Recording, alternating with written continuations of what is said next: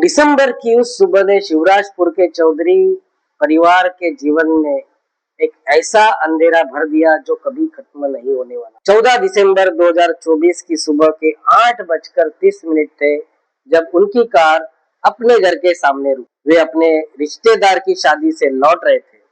घर का मुख्य दरवाजा अंदर से बंद था।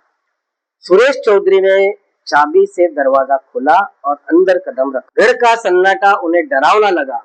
बेटा, हम आ गए, सुरेश ने आवाज लगा। कोई जवाब नहीं आया। गीता चौधरी ने अपनी साड़ी के पल्लू को बेचैनी से सहलाया। शायद गहरी नींद में सो रही। उसने अपने पति को आश्वस्त करने की कोशिश की। सुरेश सीधे अपनी बेटी के कमरे की ओर बढ़े। कमरे का दरवाजा अंदर से बंद था। उन्होंने दस्तक दी, पहले हल्की फिर जोर से। बेटा, दरवाजा खोलो, हम आ गए हैं। सन्नाटे ने उन्हें फिर से जवाब। उन्होंने जोर से दरवाजा धक्का दिया। लकड़ी का पुराना दरवाजा चटकने की आवाज के साथ खुल गया और फिर वह हुआ जिसकी कल्पना करके भी उनकी रूह कांप। उनकी 17 वर्षीय बेटी बिस्तर पर बेसुध पड़ी। उसकी त्वचा की नीली आभा और जमे हुए अंग उस भयानक सच्चाई को बयां कर रहे। गीता की चीख से पूरा घर गूंज उठा। नहीं, ऐसा नहीं हो सकता मेरी बेटी, ऐसा बोलकर वह जमीन पर बैठ गए। सुरेश ने अपनी बेटी को हिलाने की कोशिश की, लेकिन उसका शरीर बर्फ की तरह ठंडा और अकड़ा हुआ था। शिवराजपुर कानपुर की ही जगह थी जहां चौधरी परिवार 3 पीढ़ियों से रह रहा। सुरेश चौधरी ने अपने पिता की छोटी सी किराने की दुकान को आगे बढ़ाया और आज वह पूरे इलाके में जाने माने व्यवसायी। गीता चौधरी एक आदर्श गृहिणी थी। वह न सिर्फ घर संभालती थी बल्कि समाज सेवा में भी बढ़ चढ़कर हिस्सा लेती। उनके 2 बेटे दिल्ली यूनिवर्सिटी में इंजीनियरिंग की पढ़ाई कर रहे थे और फिर भी उनकी एकलौती बेटी जो इस कहानी की केंद्र में है, वह परिवार की रौनक। 17 साल की इस किशोरी के सपने बहुत बड़े थे। वह डॉक्टर बनना चाहती थी। उसकी माँ हमेशा कहती थी, मेरी बेटी बड़ी होकर एक महान डॉक्टर बनेगी। लेकिन इस परिवार की एक और चाहत थी, बेटी की शादी। बेटी की शादी एक अच्छे घर में करना। सुरेश अक्सर कहते थे, हमें अपनी बेटी के लिए एक सुरक्षित और अच्छे परिवार का लड़का ढूंढना है। आसपास के कई परिवारों ने रिश्ते के प्रस्ताव भेजे थे, लेकिन चौधरी परिवार को कोई भी लड़का अपनी बेटी के लायक नहीं लग रहा। लड़की अपने माता पिता की इन बातों से अक्सर नाराज हो जाती। पापा, मैं अभी पढ़ाई करना चाहती हूँ, शादी की बातें बाद में कीजिए, हमेशा वह यह कहती। लेकिन सुरेश और गीता का मानना था कि लड़की की उम्र होते ही उसकी शादी की तैयारियां शुरू कर देनी चाहिए। 13 दिसंबर 2024 की शाम थी। चौधरी परिवार को सुरेश के बड़े भाई की बेटी की शादी में शामिल होने जाना था। शादी कानपुर से लगभग 100 किलोमीटर के दूर एक गांव में। जल्द तैयार हो जाओ, सुरेश ने सबको आवाज लगाई। सब लोग तैयार होने लगे। गीता ने अपनी बेटी को आवाज दी, बेटा जल्दी तैयार हो जा। लड़की ने अचानक ही एक जिद पकड़ ली। मैं नहीं आ रही माँ, उसने दृढ़ता से कहा। सब हैरान रह गए। सुरेश ने पूछा, क्या कह रही हो बेटा, यह कैसे हो सकता है? मुझे सिरदर्द है पापा, मुझे सिरदर्द है पापा, लड़की ने कहा, और कल मेरी एक जरूरी क्लास है, मैं यहीं रुकूंगी। गीता ने समझाने की कोशिश की, बेटा सिरदर्द की दवा ले लेना, एक रात की तो बात है। नहीं माँ, मैं नहीं आ सकती, लड़की अड़ी रही। सुरेश नाराज हो गए, लेकिन लड़की नहीं मानी। आखिरकार काफी बहस के बाद माता पिता को मजबूरन उसे अकेले घर पर छोड़ने का फैसला करना। जाते जाते गीता ने कहा, बेटा दरवाजा खिड़की अंदर से बंद कर लेना और किसी के लिए भी दरवाजा मत खोलना। लड़की ने हाँ में सर हिलाया। जैसे ही कार गली से बाहर निकली, उसने एक लंबी सांस ली और अपना मोबाइल। नाबाद गांव का रहने वाला वह लड़का उस शाम बेचैनी से अपने मोबाइल की प्रतीक्षा कर रहा था। वह लड़की का क्लासमेट था और पिछले 6 महीने से दोनों में प्यार हो गया। दोनों रोज घंटों फोन पर बात करते थे। उस लड़के के लिए यह पहला प्यार। वह एक मध्यम वर्गीय परिवार से था और कॉलेज के बाद नौकरी की तलाश कर रहा। जब लड़की का फोन आया तो उसकी धड़कनें तेज हो गई। वे चले गए, तुम आ सकते हो, लड़की ने फुसफुसाते हुए कहा। लड़का बहुत घबराया। यह उसकी पहली डेट थी। उसने अपने सबसे अच्छे दोस्त से सलाह लेने का फैसला लिया। यार, मैं आज अपनी गर्लफ्रेंड से मिलने जा रहा हूँ, लड़के ने दोस्त को फोन पर बताया। वाह, कमाल है, दोस्त ने उत्साहित होकर कहा। लेकिन याद रखना, कुछ जरूरी चीजें लेकर जाना। क्या चीजें? लड़के ने पूछा। सबसे पहले तो प्रोटेक्शन लेकर जाना, और दूसरा, दोस्त ने रुककर कहा, कुछ टेबलेट्स ले जाना, तेरा कॉन्फिडेंस बना रहेगा। लड़का हैरान रह गया। टेबलेट्स? कौन सी टेबलेट्स? वो जो लोग, यार तुम मेडिकल स्टोर से पूछ लेना, वे समझ जाएंगे, दोस्त ने कहा। बिना ज्यादा सोचे समझे लड़के ने एक मेडिकल स्टोर से वो टेबलेट्स खरीद ली। दुकानदार ने उसे एक छोटी सी पन्नी में 2 गोलियां दी, बिना कोई नाम या जानकारी दिए।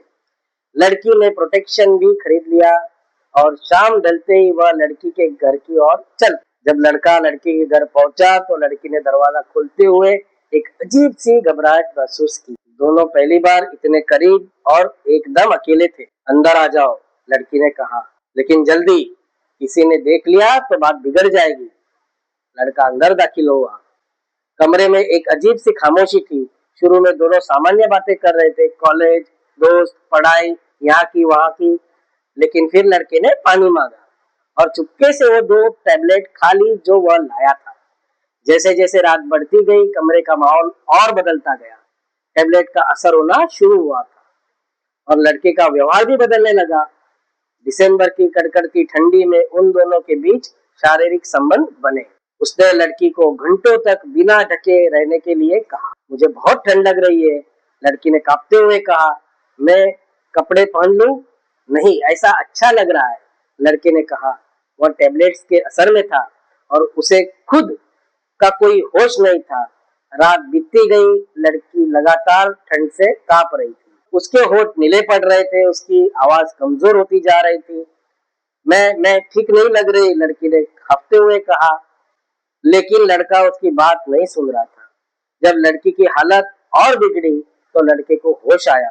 उसने कमरे में ही लकड़ियां ढूंढी और आग जलाई।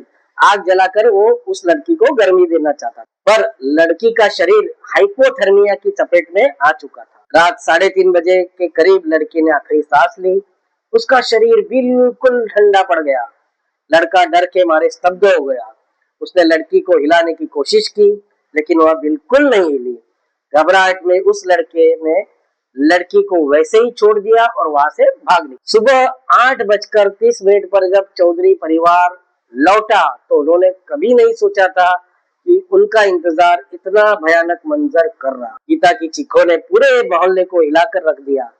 पड़ोसी इकट्ठा हो गए, कोई मदद के लिए दौड़ा तो किसी ने पुलिस को फोन किया। पुलिस ने 10 मिनट के अंदर मौके पर पहुंचकर जांच शुरू कर दी। एसएचओ राजेश कुमार ने बताया, हमने मौके पर टैबलेट्स के रैपर और प्रोटेक्शन बरामद किए। फॉरेंसिक टीम ने विस्तृत जांच की। रिपोर्ट में सामने आया कि लड़की की मौत हाइपोथर्मिया से हुई। शव पर किसी प्रकार के जबरदस्ती के कोई निशान नहीं। पोस्टमार्टम रिपोर्ट ने पुष्टि की कि उनके साथ किसी भी प्रकार की कोई भी जबरदस्ती नहीं की गई थी। पुलिस ने लड़की के मोबाइल की कॉल डिटेल चेक की और पाया उसकी उस लड़के के साथ सबसे ज्यादा बात होती थी। इस सुराग के आधार पर पुलिस ने लड़के को गिरफ्तार किया। पूछताछ में लड़के ने सारी बातें कबूल ली। उसने बताया कि कैसे दोनों में प्यार हुआ, कैसे दोनों प्यार करते थे और कैसे उन्होंने गलत सलाह पर टैबलेट ले ली। उसने रो रो कर कहा, मैं सिर्फ उसे इम्प्रेस करना चाहता था, मुझे नहीं पता था यह इस तरह खत्म होगा। लड़के ने बताया कि जब लड़की की हालत बिगड़ी तो वह डर गया था और वहां से भाग निकला। मैं उसे बचा सकता था, उसने सिसकते हुए कहा। अगर मैं उसे तुरंत हॉस्पिटल ले जाता तो शायद वह बच जाती, लेकिन मैं डर गया था। यह खबर जंगल की आग की तरह फैली। स्थानीय अखबारों ने सुर्खियां बनाई, शिवराजपुर में नाबालिग की रहस्यमय मौत, प्यार के नाम पर एक और जान, कानपुर की दर्दनाक घटना। लोगों ने सोशल मीडिया पर अपनी प्रतिक्रिया दी।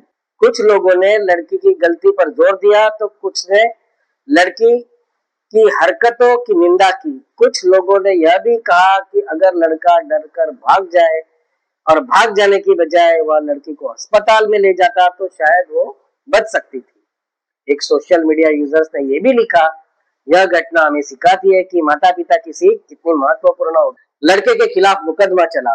कोर्ट में उसने अपने बयान में कहा कि उसने जानबूझकर ऐसा नहीं किया।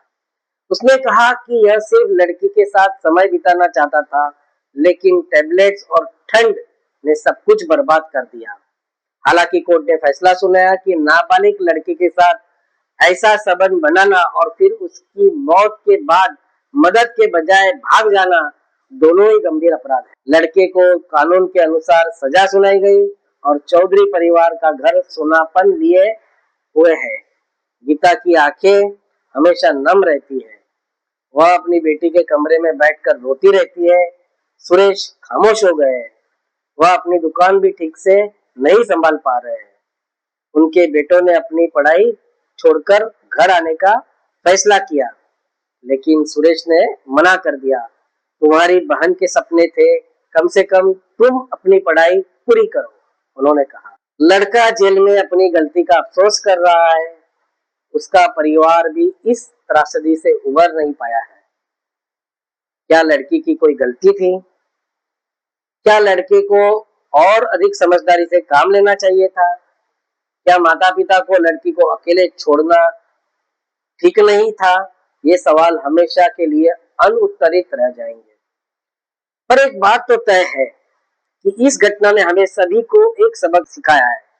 जिंदगी हर पल कीमती है और एक गलत फैसला पूरी जिंदगी बर्बाद कर सकता है। माता पिता की सीख और अनुभव को हमेशा गंभीरता से लेना चाहिए। यह कहानी हमें यह भी सिखाती है कि अज्ञानता और गलत सलाह कितनी भी खतरनाक हो सकती है। एक पल की लापरवाही ने दो जवान जिंदगियों को और दो परिवारों को तबाह कर दी। शिवराजपुर की वो सर्द रात आज भी लोगों की यादों में ताजा है। लड़की के सपने अधूरे रह गए। लड़के की जिंदगी जेल की सलाखों के पीछे कैद हो गई और चौधरी परिवार की खुशियां हमेशा के लिए दफन हो गई।